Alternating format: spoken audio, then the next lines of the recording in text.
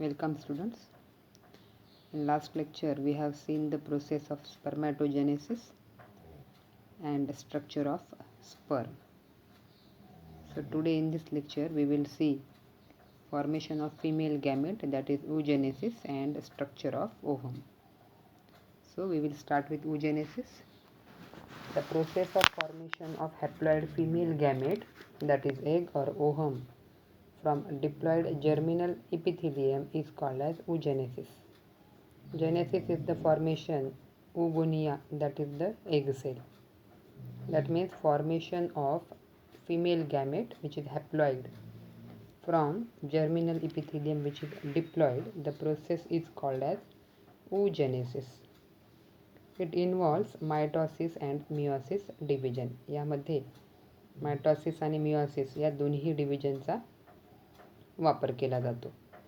oogenesis occur in ovary. जसं स्पर्मॅटोजेनेसिस हे टेस्टिसमध्ये होतं आहे तसं oogenesis हे ओव्हरीमध्ये होते. oogenesis is completed in 3 stages. oogenesis हे 3 स्टेजेसमध्ये कंप्लीट केल्या जाते. First one is the multiplication, second one is the growth phase, and third one is maturation phase. तर पहिली फेज बघू आपण, that is multiplication phase. The primary germinal cell, that is the diploid of ovary, undergo repeated mitosis division and form millions of oogonial cells or gamete mother cells which are diploid. आता multiplication phase ही स्पर्मॅटोजेनेसिस सारखीच आहे. तिकडेही काय आहे, क्युबॉइडल epithelium जे आहे seminiferous ट्युब्युलमधलं, त्यामध्ये mitosis division होतं आहे आणि नंबर ऑफ स्पर्मॅटोगोनिया तयार होतात. तसं या ठिकाणी सुद्धा जी काही जर्मिनल सेल आहे त्यामध्ये मायटॉसिस डिव्हिजन होतं आहे आणि नंबर ऑफ ओगोनिया ह्या तयार होतात. बट द डिफरन्स इज, फरक काय आहे, multiplication phase is completed in embryonic stage of human female. फिमेलमध्ये मल्टिप्लिकेशन फेज ही स्टेज प्युबर्टी वेळेस न येता, at the time of puberty वेळेस न येतात, ती स्टेज ही एम्ब्रियॉनिक स्टेजमध्येच चालू असते. जेव्हा फिमेल फिटस हे आईच्या पोटात आहे तेव्हा ही प्रोसेस कंप्लीट केली जाते आणि जवळपास दुसऱ्या महिन्यापर्यंत 2 मिलियन्स, जन्माच्या वेळेस आपल्याला 1 मिलियन्स एवढे ओगोनिया तयार झालेले पाहायला मिळतात. म्हणजे फरक कुठं आहे तर spermatogenesis occurs at the time of puberty in males and multiplication phase of spermatogenesis is completed at the time of puberty in males and the multiplication phase for oogenesis in female is completed during the embryonic stage. हा पहिला difference आहे. Then second phase is the growth phase which is nearly similar.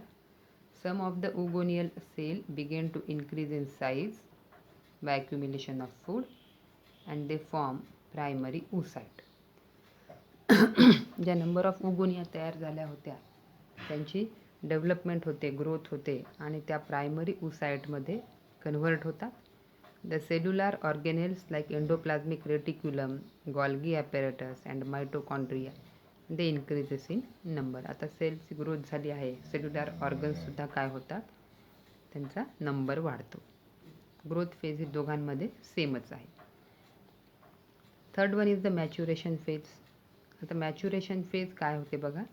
Now the primary oocyte which is diploid having chromosome 46 they undergo maturation phase which induces meiosis division. बघा, multiplication फेजमध्ये mitosis division झालं होतं, तर maturation फेजमध्ये डिव्हिजनचा प्रकार कोणता आहे, meiosis. Diploid primary oocyte undergo meiosis first division to form 2 haploid cells with chromosome 23. बरोबर आहे. प्रायमरी oocyte जो होता हा डिप्लॉइड होता, ज्यामध्ये क्रोमोझोमचा नंबर 46 होता. आता त्यांनी मिओसिस फर्स्ट डिव्हिजन फॉलो केलं आहे, रिडक्शन होणार आणि त्यामुळं तयार होणाऱ्या ज्या काही सेल आहेत त्या 2 हॅप्लॉइड सेल तयार होतात, ज्यामध्ये क्रोमोझोमची संख्या आहे 23. But in this division, cytoplasmic division is unequal.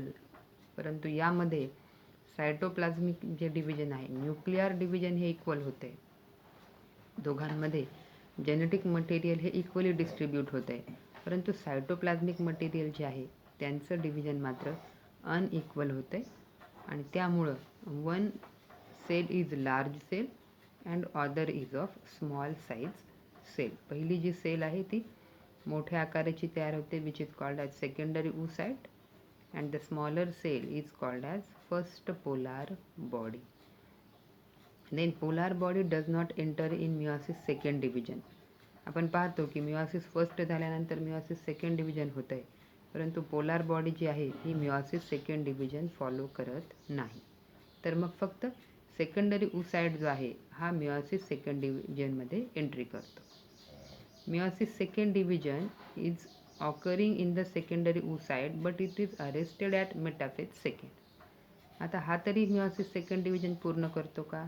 नाही. तर मिओसिस सेकंडमध्ये ज्या दोन फेजेस आहेत, कॅरिओकायनेसिस सेकंड आणि सायटोकायनेसिस सेकंड, त्यापैकी कॅरिओकायनेसिस सेकंडमध्ये पुन्हा 4 phases, prophase second, metaphase second, anaphase second आणि टिलोफेज सेकंड. तर त्यापैकी सेकंडरी oocyte हा कॅरिओकायनेसिसच्या फक्त 2च फेज कंप्लीट करतो, प्रोफेज आणि मेटाफेज, आणि पुढचं सेल डिव्हिजन हे स्टॉप होते.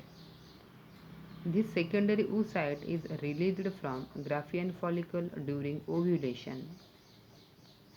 आता हा जो सेकंडरी oocyte आहे ज्याच्यामध्ये मिओसिस डिव्हिजन आणखी कंप्लीटच झालं नाही, असा oocyte हा ओव्ह्युलेशनच्या प्रोसेसद्वारे ग्राफियन फॉलिकल जो आहे त्यामधून तो रिलीज केला जातो, ओव्हरीपासून तो रिलीज केला जातो आणि तो पेल्विक कॅव्हिटीमध्ये आता रिलीज केलेला आहे.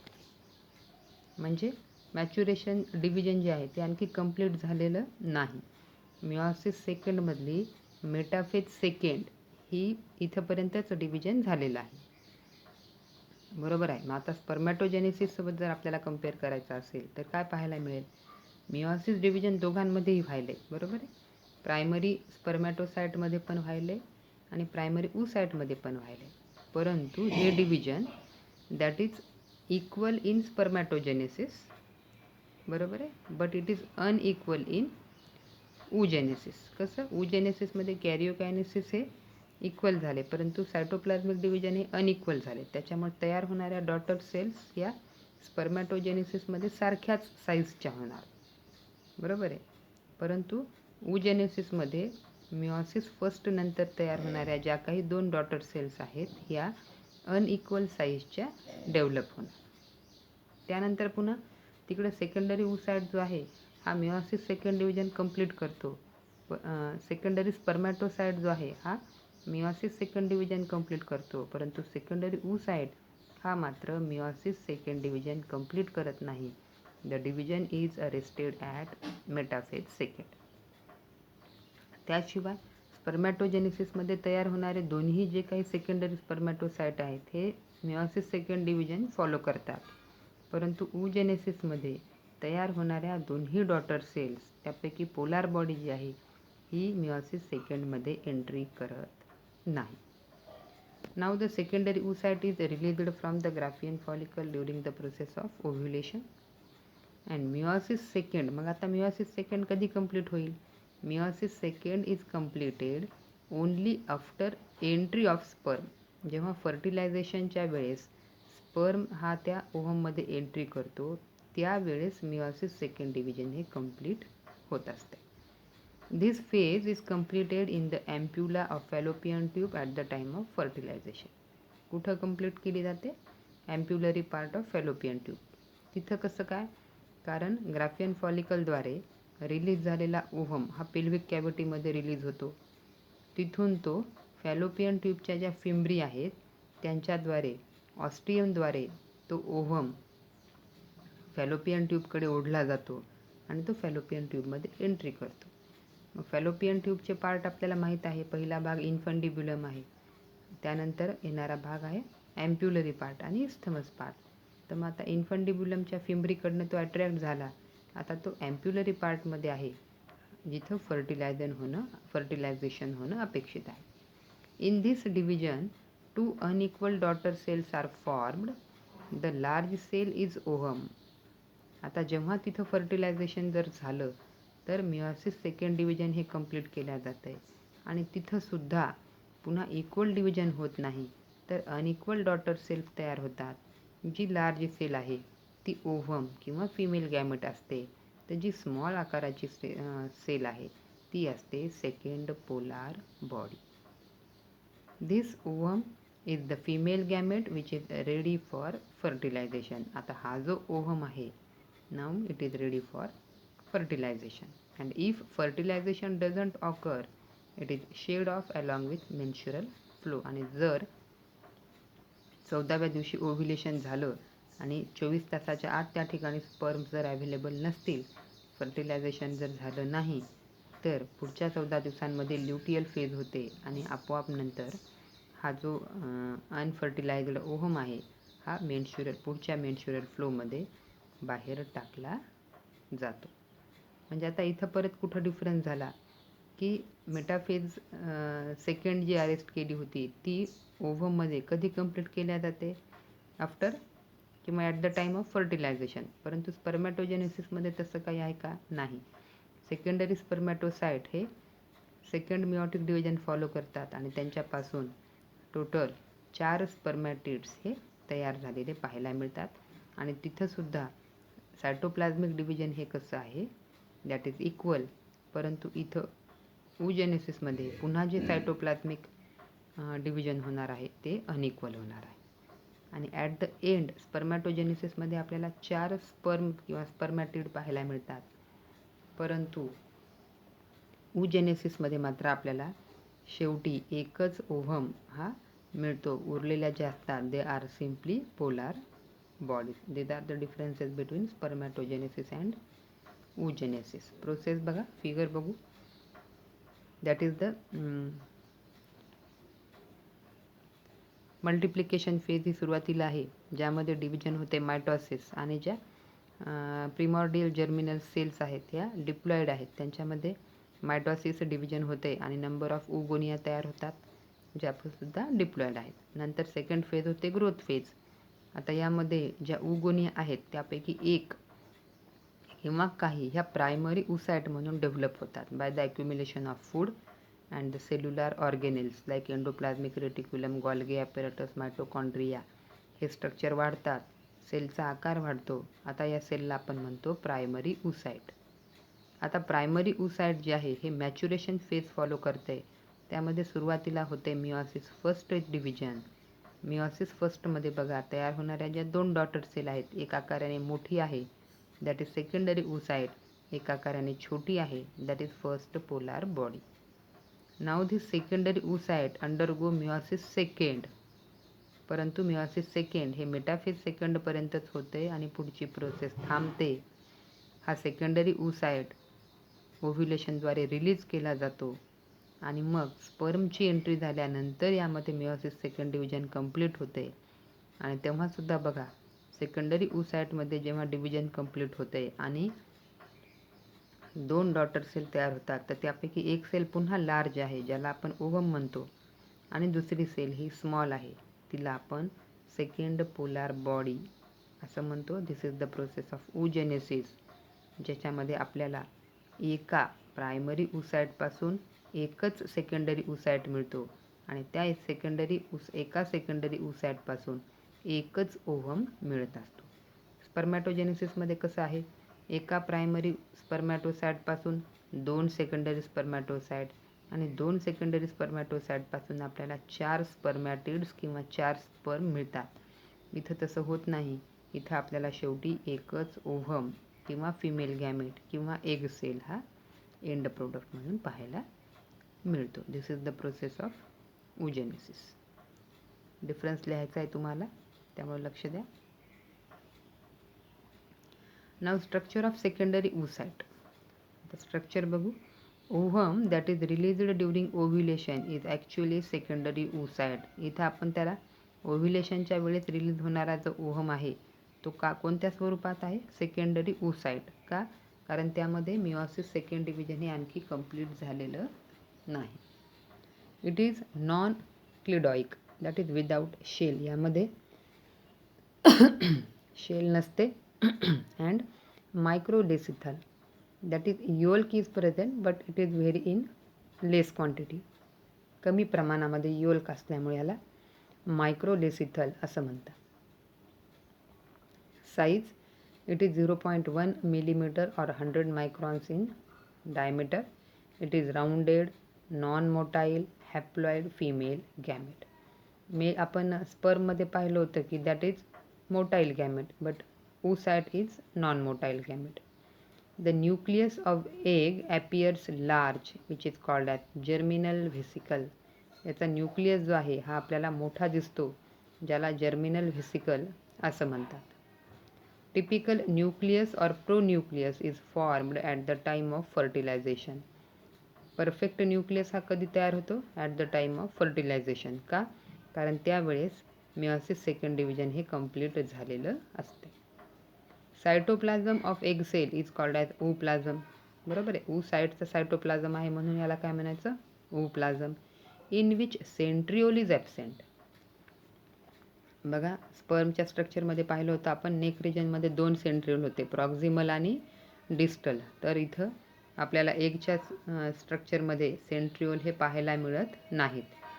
Egg is surrounded by many layer. एगला आपल्याला 2-3 लेअरचं कव्हरिंग पाहायला मिळते. तर पहिली जी लेअर आहे egg membrane is called as vitelline membrane. सगळ्यात आतली जी मेम्ब्रेन आहे ती कोणती आहे? Vitelline membrane. It secretes non-cellular glycoproteinous membrane which is called as zona pellucida from outside. या व्हॅटेलाइन मेम्ब्रेनद्वारे एक ग्लायकोप्रोटीनियस मेम्ब्रेन तयार केली जाते बाहेरच्या बाजूने, तिला म्हणायचं zona pellucida. And from the outer surface of zona pellucida again several radially elongated cells they form corona radiata. सगळ्यात बाहेरची लेअर कोणती आहे? Corona radiata. का म्हणायचं हिला कोरोना रॅडिएटा?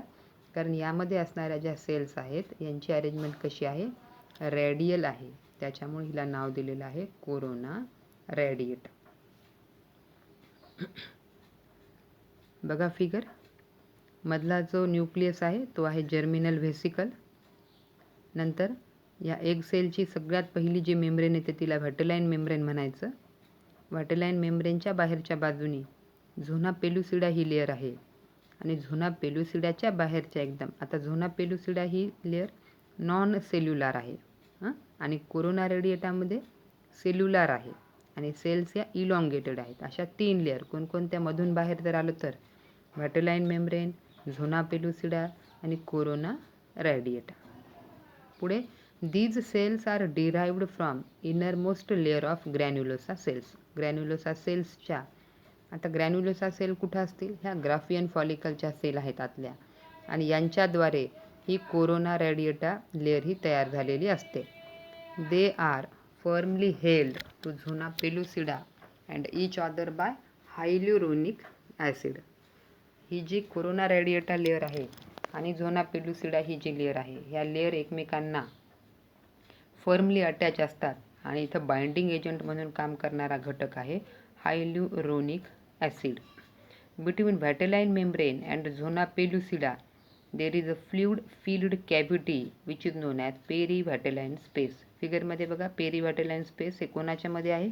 व्हॅटेलाइन मेम्ब्रेन आणि झोना पेल्युसिडा या दोघांच्या मध्ये असणारी जी स्पेस आहे तिला म्हणायचं perivitelline space. The first polar body is present in this space. पहिली जी पोलार बॉडी आहे ही आणखी ओव्हमपासून सेपरेट होत नाही. जेव्हा मिओसिस सेकंड डिव्हिजन कंप्लीट होते तेव्हा ती त्या ठिकाणून आणून सेपरेट होते. तर आता ती कुठं प्रेझेंट आहे? Polar body is present in the perivitelline space. Egg show polarity. आता ह्याच्यामध्ये 2 पोल तयार होतात. The side having germinal vesicle and first polar body is called as animal pole. ज्या बाजूनी न्यूक्लियस आणि पोलार बॉडी आहे त्या भागाला म्हणलं जातं animal pole. While the opposite side, पलीकडची जी बाजू आहे that is known as vegetal pole. अशा पद्धतीने 2 पोल आपल्याला पाहायला मिळतील, ॲनिमल पोल आणि व्हेजिटल पोल. त्यानंतर 3 layer vitelline membrane, zona pellucida, corona radiata आणि त्यामध्ये असणारी पेरिव्हेटलाईन स्पेस. फरक काय आता बघा, झोना पेलुसिडा ही नॉन सेल्युलर लेअर आहे, तर कोरोना रेडिएटा ही सेल्युलर लेअर आहे. तुम्ही difference between sperm and ovum हा सुद्धा मुद्दा लिहायचा आहे. Okay, this is the structure. Draw the diagram. Here are some questions. Solve them. Okay, and thank you.